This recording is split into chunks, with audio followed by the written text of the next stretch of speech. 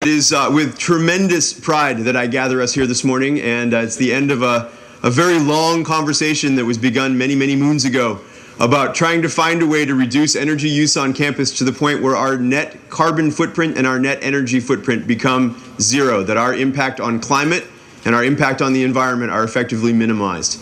So thank you all for being here this morning, and I really appreciate all of your energy and all of your support. For those of you who know my history, I'm a scientist. I was not born an activist. I was born to ask the hard questions, and I was never fully satisfied with the answers unless they came from taking things apart and putting them back together again. This resulted in several unfortunate events as a child, including one in which I took apart an electric alarm clock without first remembering to unplug it from the wall. But that taught me an awful lot about the fact that the real world has consequences. And we are, as a society and as a species, at a point where we need to unplug the alarm clock before we go any further. To accept the evidence for a scientific argument is very different from believing in a thing.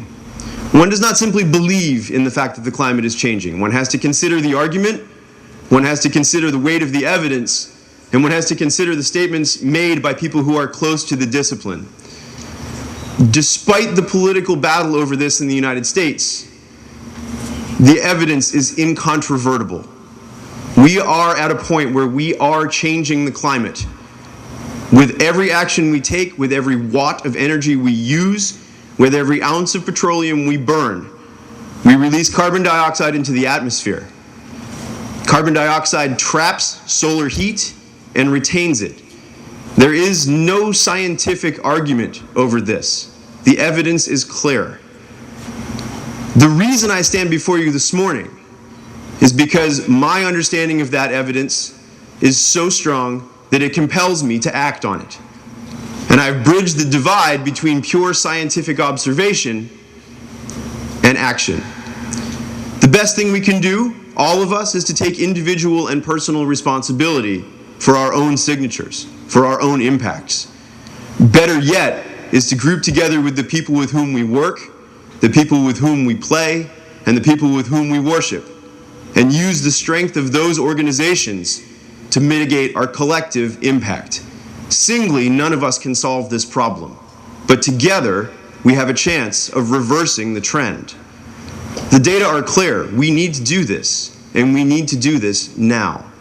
So it is with great pride this morning that I stand before you as an advocate not of sheer environmentalism.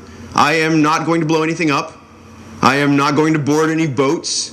I am not going to browbeat anybody into taking any actions.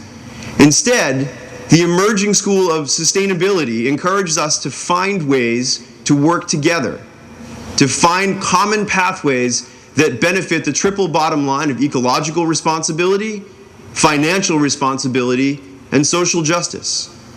And as you study these things, as you learn more about how these communities work together, you find that what's good for the goose is very often good for the gander. What's good for one of those bottom lines is very good for the other two. Here on campus, we've started enormous efforts in reducing our energy use. We have saved $85,000 in electric bills over the past couple of years. That has an enormous impact on our fiscal responsibility and a corresponding impact on our carbon signature. We have a ways to go. The carbon footprint for the campus is in front of me on this poster. Our current carbon footprint for the campus, the number of tons of carbon dioxide that are generated directly or indirectly by activities on the campus every year, is about 21 million tons. That's about half of the Maryland landed crab catch statewide last year. But we have a long way to go. The American College and University President's Climate Commitment is a document we're gathered here this morning to sign. We're very proud that this represents the culmination of a multi-year effort spearheaded by the Campus Sustainability Operations Group, many of whom are here this morning. I'm very proud of what we've done, but as I said, the data compel us to go further. This morning's step, this morning's signature represents an enormous step towards taking this campus towards complete carbon neutrality, towards the point where our emissions do not affect the atmosphere.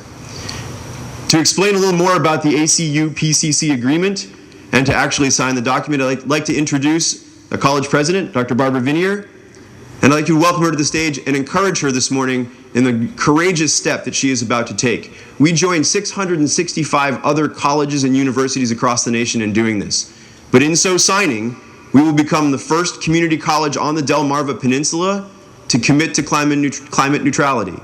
We will join our colleagues at Washington College, Salisbury University, the University of Maryland Eastern Shore, and several other institutions within the state to do this. But we are the first community college here to make this commitment. And of that I am proud, and of that I read this as a mark of courage for the college.